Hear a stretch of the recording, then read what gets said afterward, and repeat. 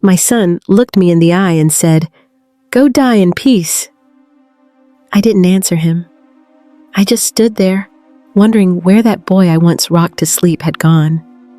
He didn't know I was already planning something, not to hurt him, but to finally choose peace for myself. And it all started on the day I looked at the field behind our house and realized it no longer belonged to either of us. My name is Martha Ray. I'm 74 years old, and for nearly 4 decades, I've worked the same 120 acres in Nebraska. My late husband and I built everything from scratch. This house, these fields, even the old red barn that still leans a little too far to the right. When he passed, I stayed. I stayed for the land. I stayed for the memory of him. And if I'm honest, I stayed for our son, Alan. Alan never liked the farm much growing up. Said it smelled like sweat and cow dung. But I always believed one day he'd come around. I held on to that hope like it was something sacred. I worked through winters with frostbitten fingers. Summers where I nearly collapsed from heat. I paid off the mortgage in full by the time I was 58. Alone. Quietly. Without ever missing a sunrise. When Alan moved back 2 years ago, he said it was just temporary. "Need a break from the city," he told me. But the months dragged on, and soon he wasn't helping with the chores. He wasn't looking for work. He was just here, sleeping late, eating, talking about plans to renovate the barn into a guest house for Airbnb. I listened. I nodded. I made him coffee, because that's what mothers do, right? But lately, something's shifted. He started asking when I planned to slow down, when I planned to pass things along. And every time he says that, I feel a little piece of myself curl inward. Like I'm already gone, and he's just waiting for the paperwork to catch up. I never thought I'd feel invisible on the very land I bled for. But here I am, still waking up before dawn, still checking the irrigation, still clinging to the foolish hope that maybe, just maybe, he'll see the difference between owning a piece of land and understanding what it costs to keep it alive. And deep down, I know. He doesn't. It happened on a Thursday evening, just after sunset. I was at the kitchen sink, rinsing beans for supper. The porch light flickered behind me, and Alan walked in without a word. He dropped his muddy boots in the middle of the floor and headed straight to the fridge. "Hey," I said softly, not wanting to startle him. "Been meaning to talk to you about the property tax notice." He didn't look up, just grabbed a soda, popped the tab, and leaned against the counter. I continued, "They reassessed the land again. Taxes are going up next year. I'll need to pull from savings." He exhaled like I'd just bored him half to death. "Or," he said, "you could stop playing farmer and just let it go." I turned around. "What's that supposed to mean?" He shrugged. "I mean, come on, Ma, you're 74, you've done enough. Why not pass the land over now? Let me take care of it." My hands were still wet. I remember them dripping onto the floor as I stood there, just stunned. Then he looked me dead in the eye and said, "Go die in peace, Ma. I'll handle things after." Just like that. No anger, no venom, just cold, flat indifference. Like I was some tired old tractor ready for the scrapyard. I couldn't speak. My throat closed up like someone had reached inside and shut off the air. He walked out of the room, sipping his soda, like nothing happened.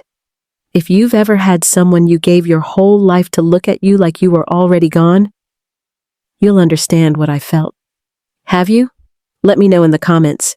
Not just where you're watching from, but tell me if you've ever felt invisible in your own home. You're not alone. I promise you that. Back in the kitchen, I just stood there, my back aching, hands trembling, staring at the beans still sitting in the sink. Supper was never made that night. Instead, I sat on the back porch in the dark, no lights, no gospel music playing. Just the wind moving through the wheat. That field had heard me laugh, It had watched me cry. And now, it was holding me while I broke. In that moment, I knew something had shifted. Not in him, in me.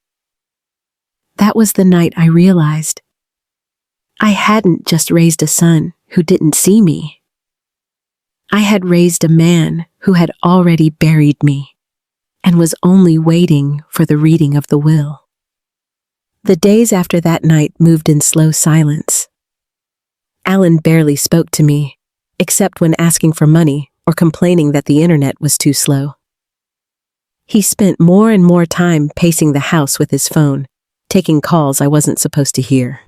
One afternoon, I caught him out by the barn with a man in a truck I didn't recognize, clipboard in hand, pointing across the west field. When I asked what that was about, Alan just said, "Getting a feel for the value. It's time to think long-term, Ma." His voice had that same tone you'd use with a senile neighbor. Like I didn't know what land was worth. Like I hadn't bled for every inch of it. I didn't argue. I just went inside and closed the bedroom door. That night, I pulled out our old photo albums. My hands shook as I flipped through the pages. Wedding pictures, harvests, Alan's first steps in the dirt. Even the photo of him sitting on my shoulders, gripping my forehead like he owned the sky. His smile was wide and wild. He used to be gentle. He used to say, "Thank you." I don't know when that version of him disappeared. Maybe it was never really there to begin with. There was one photo that stayed in my lap longer than the others. It was me and my late husband standing in front of the very barn Alan now wanted to repurpose into some luxury rental. We looked so proud, so young. I whispered to that photo like it could hear me. "What would you do if you were still here, Bill?" No answer came, of course. Just the groaning wind outside and the sound of Alan slamming a door somewhere down the hall. You ever felt like a ghost in your own home? Like your story's already been erased even though you're still breathing? If you have, I'm sorry, and I see you. That night, I didn't sleep. I sat in the corner chair with the album still open on my lap, listening to the house I built creak and settle around me like bones too tired to hold weight. Alan's shadow crossed the hallway once, but he never looked in, not even a glance, and I realized I had already disappeared from his world. I was still feeding him, still cleaning, still holding on. But to him, I was just furniture, waiting to be moved out. The day I woke up and didn't feel angry was the day I knew something had shifted. Not in him, in me. I stood in the kitchen, same as always, pouring the same weak coffee into the same chipped mug. Alan hadn't come home the night before. Or if he did, I didn't hear him. I didn't care enough to ask. Instead, I sat down with a yellow notepad and started making a list. Not of chores, not groceries, names of people who helped me stay upright when no one was watching. Like Cheryl from the feed store, who always gave me a discount when the harvest came up short. Or Tom, who showed up with his tractor in 2009 when mine died in the middle of soybean season. Even Mr. Delgado, who brought me tamales every Christmas for 17 years without fail. I realized those people had done more for me than my own son. Later that afternoon, I pulled the metal box from the back of the closet. Inside, the original deed to the farm, a copy of our marriage license, Bill's will, faded but still legible, and a typed, unsigned draft of mine. Alan's name was circled twice. Everything was set to go to him. I stared at it for a long time. Then I folded it, tucked it in an envelope, and wrote "Void" across the front in red ink. That night, I made my first call. Not to Alan, not to a friend, to my lawyer. The same one Bill and I had used years ago when we thought things would be simple. I said, "I need to revise my will, and I want to make it very clear. It's not going to my son." He didn't ask why, just said, "Come in Tuesday." After I hung up, I sat at the kitchen table and stared at the back field. The wind was moving through the wheat like it had somewhere to be, and for the first time in a long time, I wanted to go with it. Not run, not hide, but move forward. It wasn't about punishment. It was about clarity. If he could look me in the eye and say, "Go die in peace," then I had every right to choose how I'd live before I go. And maybe, just maybe, choose who I'd finally leave my peace to. The sale went through faster than I expected. One phone call, one meeting with the buyers, a handshake and a signature later, and just like that, the farm was no longer mine. It should have broken me, but it didn't. I sold it to the Camachos, a young couple with 3 kids and dirt still under their nails. They'd worked for me on and off over the years, always kind, always respectful. When they walked the land, they didn't just talk numbers. They ran their hands across the soil. They thanked it. That was all I needed. After closing, I didn't celebrate. I didn't cry either. I went home to a quiet kitchen, opened a manila folder, and started writing again. This time, checks. Small amounts. $20,000 here, $40,000 there. 17 names, 17 memories.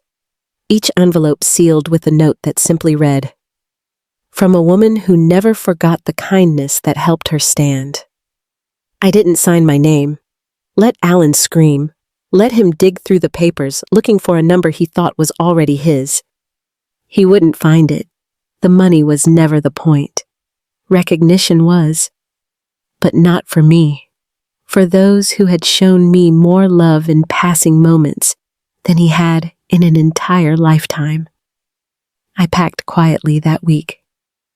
1 suitcase, a couple of photo albums, a quilt Bill's mother made. I didn't take much. I didn't need to. I moved into a little unit by the lake, a senior complex with clean floors and morning sunlight. My neighbor Donna brings muffins every Tuesday. No one knows my past. No one knows I once owned $1 million piece of land. They just know me as Martha, the quiet lady who feeds the ducks. And honestly, that's enough. For years, I thought my legacy was the land, the harvest, the roof I kept from falling in. Turns out, my legacy was never about what I built. It's about who I remembered, who I chose to honor when no one was looking. And as for Alan, I didn't leave him hate. I didn't leave him pain. I left him silence. The kind that echoes. The kind you have to live with when everyone else has stopped saying your name. Alan found out 2 weeks later. I don't know how. Maybe the lawyer told him. Maybe he tried to pull money from my old account and saw it empty. Maybe one of the folks I sent a check to let it slip. Either way, he showed up. Unannounced. He didn't knock, just pounded on my new front door like it owed him something. I opened it slowly, not out of fear, out of curiosity. "What the hell did you do?" he barked. "You sold the farm? You gave away the money?" I looked him in the eyes, calm as lake water. "Yes." His jaw clenched. "To strangers?" I shook my head. To people who showed up when you didn't. To people who never once told me to go die. He stared at me, like maybe he'd get an apology, but I didn't owe him that. Not anymore. "You really think that land meant more to them than it did to me?" I stepped back and said softly, "No, Alan, I just finally realized. I meant more to them than I ever did to you." He didn't stay long after that. Didn't yell, didn't beg, just left. And for the first time in years, I closed the door without feeling the need to lock it. A week later, I received a letter. Handwritten. No return address. Inside was a photo of the Camacho kids sitting under the old cottonwood tree behind the barn. The caption said, "Thank you for giving our children a future to grow into." I framed it. It sits beside my teapot now, right next to a photo of Bill and me from 1977. Some nights, I look at both and think, I didn't just survive that house. I redefined what it meant to leave something behind. No courtroom, no revenge, just a quiet rearranging of the truth. The kind only a mother could carry. And now, if you're still here, thank you. You don't know how many women like me have felt erased inside their own homes, their own families. Maybe you've been one of them. If you've ever been made to feel invisible, tell me in the comments if you're comfortable, or just type, I'm still here, because sometimes just saying that is enough to start again.